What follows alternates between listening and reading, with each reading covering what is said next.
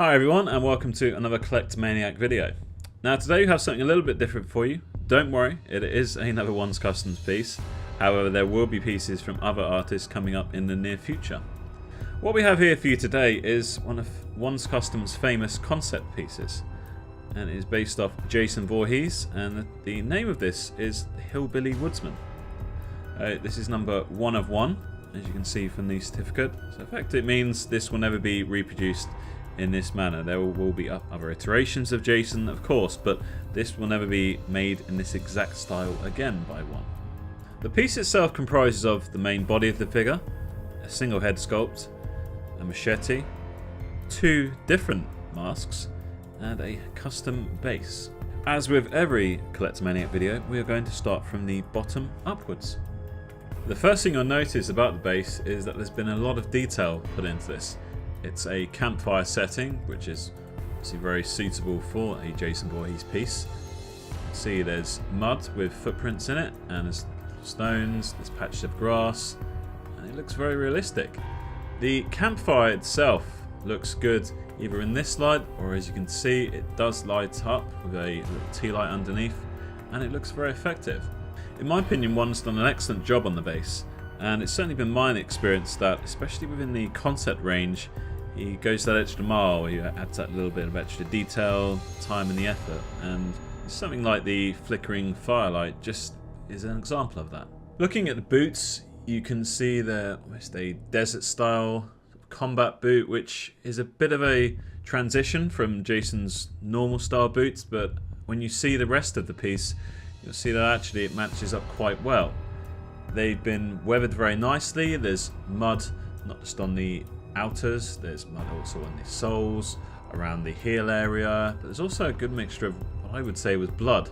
There's almost what I would like to call aging on these boots. It's not just a case of one's simply rubbed mud on them or anything like that. They actually look like they've been worn for a considerable amount of time, which is what you want from any piece of artwork that's meant to be based on a realistic character. You never want to get the impression that this is just rolled off a factory or a showroom, which is, to be honest, what you'll get with the majority of factory produced products. As we continue with the piece, you'll notice that Jason is wearing a pair of jeans, which is a big digression from his usual outfit.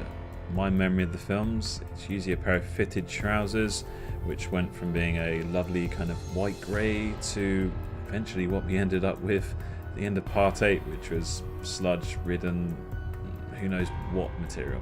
However, it would be extremely remiss of me not to mention Friday the 13th part 2, where Jason wears the dungarees. And as you'll notice, as we continue with our look at this figure, there are many similarities. You can see the jeans have been weathered extremely well. There's creases throughout, which only adds to the realism of the piece. The jeans are caked in mud, grass stains, and they look like they've been worn for a considerable amount of time, which, as I referred to with the boots, is a must when you're going to the level of detail and skill set. Also realism that One adds into every single one of his pieces, whether it's a concept or a film accurate figure. You'll see the knees have been worn through, which anybody who has worn a pair of jeans for any considerable length of time will know is inevitable, unfortunately. Despite this being a concept, One has armed Jason with a machete, which you can't disagree with. The weathering on the metal blade is impressive. There's dried blood, there's rust, and only adds to the feeling that he's had this machete for a number of years. The hands, they're covered in dirt, they're covered in grime. Very nice job. You're no doubt starting to realise why this piece is named the Hillbilly Woodsman. First off, you can see the flannel style shirt and white vest underneath. The aging and the weathering on the flannel shirt is incredibly impressive. There's cuts, there's tears, there's pulls all over this, as you'll see it come and spin round. You can see the stuffing underneath, and One's made a special effort to show these exposure points. The stuffing's torn out on certain sections. Around the bottom of the shirt there's tears, there's fray marks, not just on the front of the piece but on the elbows, the middle of the back, the shoulder, which, as I keep saying, only adds to the effectiveness of making you believe this is a real character, this is a real person. Another thing to take note of is one has padded out, as you can see, the back area, also the front, to really give this Jason some bulk, which is certainly evident from this angle, but also as the piece as a whole. When you compare him to the body shape of, say, a part 3, a part 4, and he's not quite as tall as those, but he's stocky, he's bulky, it's believable that he's quite simply a beast. Just like the flannel shirt, the vest underneath has the same level of attention to detail. There's perceived to be sweat marks, there's dirt marks, there's mud, there's even little cuts in the front. The style reminds me very much of a remake Jason. Let me know if you agree. There are two things which immediately spring to mind when I first look at the mask. Firstly, you have the cut which starts, it's almost around the crown of the head, and then extends all the way to just above the eye. And this reminds me of, you see, what happens to Jason at the end of part 3, and then continues onwards from that point. Secondly, the mask reminds me an incredible amount of the Friday the 13th remake Jason, just like the vest did, which I'm sure is no accident. The way the mask is shaped is similar to a part 3/part 4, but just the weathering on the mask itself is extremely reminiscent of the remake Jason. I think the mask has been weathered incredibly well. I think the blood drip, which starts from the cut above the head and goes all the way down the mouth, has been very nicely done. There's nice scuff marks around the nose, the forehead, the metal rivets are there. It's been weathered extremely well. The only criticism for me with the mask is I would have liked the straps to have the same level of weathering and aging as the rest of the mask does. I just feel it makes it look a little bit too clean. However, everything else I'm very happy with here. The hair colour on this Jason is a redhead, which is reminiscent of the part 2 Jason. I mean, you only see that towards the end of the film, but it is pretty much the same colour here. Unfortunately, from part 3 onwards, Jason became follically challenged. However, I seem to recall in Jason X, his hair had grown a little bit, but he never managed to regain those wonderful red locks. The last thing I'd like to point out with the mask is that one has taken extra care and attention, just like he does all his characters and creations, but especially ones that wear masks, to make sure that when you place the mask on the character, that the eyes actually line up with the eye holes. So therefore, if you have a particularly imposing character such as Jason, you can see the eyes underneath. It just gives the piece that little bit more presence, in my opinion.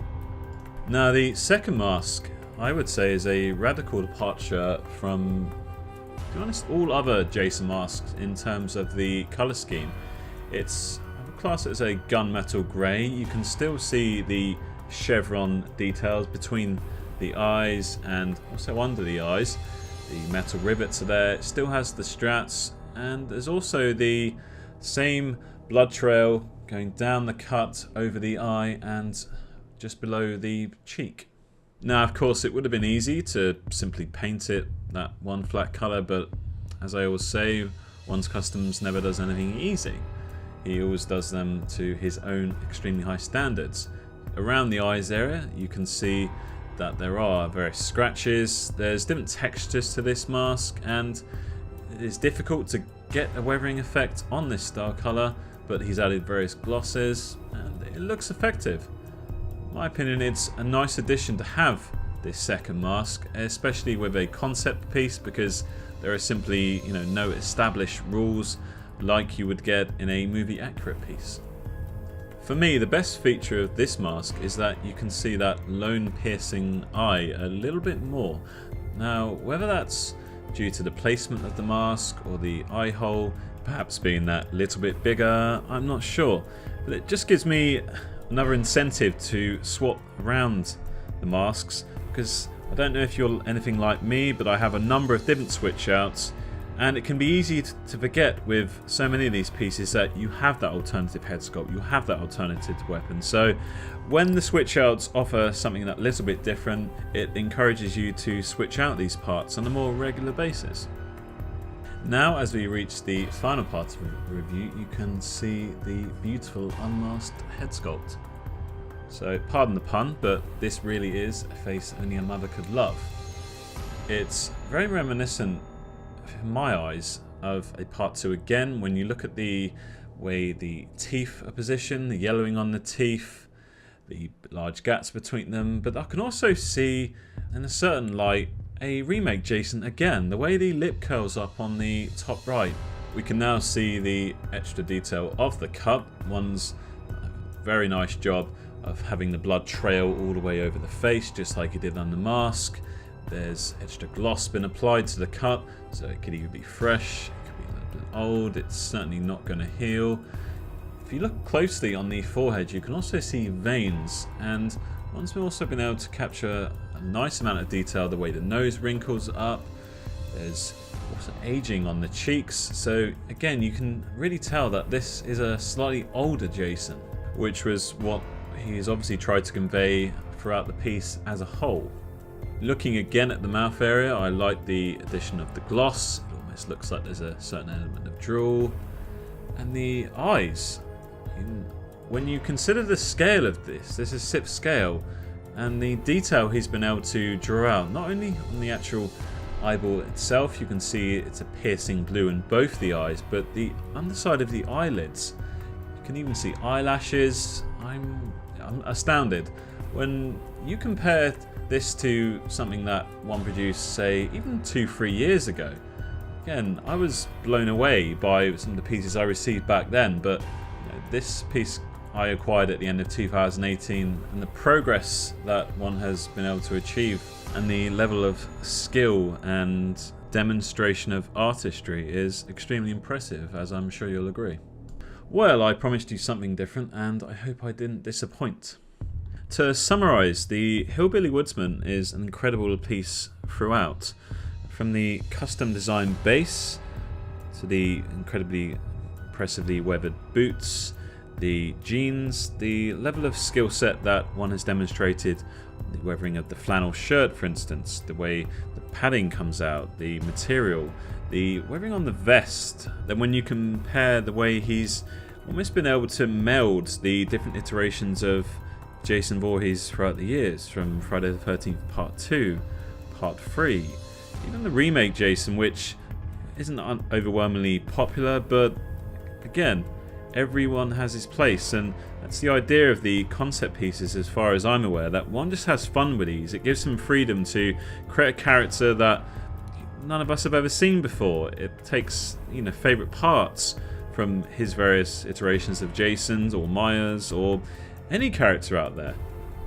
And of course, it would have been easy to simply replicate a makeup job that's already been done on one of the Jasons with the Unmasked sculpt, but as I always say, that's not what One's Customs is about. He's merged different iterations of Jason to create something which I feel is truly unique. I really hope you enjoyed this video. Please give it a like. I'd also enjoy hearing some of your comments below, just to see if there's anything you'd enjoy seeing in the future, different angles. Just let me know. If you want to be alerted when my next video goes live, then please just hit that subscribe button below. And lastly, I do have a very active Instagram page. I'll usually post sneak peeks of my next videos throughout the week leading up. It also gives me a chance to interact with yourselves a little bit more, so please check me out on there. I hope you enjoyed this Collect Maniac video. Thank you very much for watching, and I'll see you in the next one.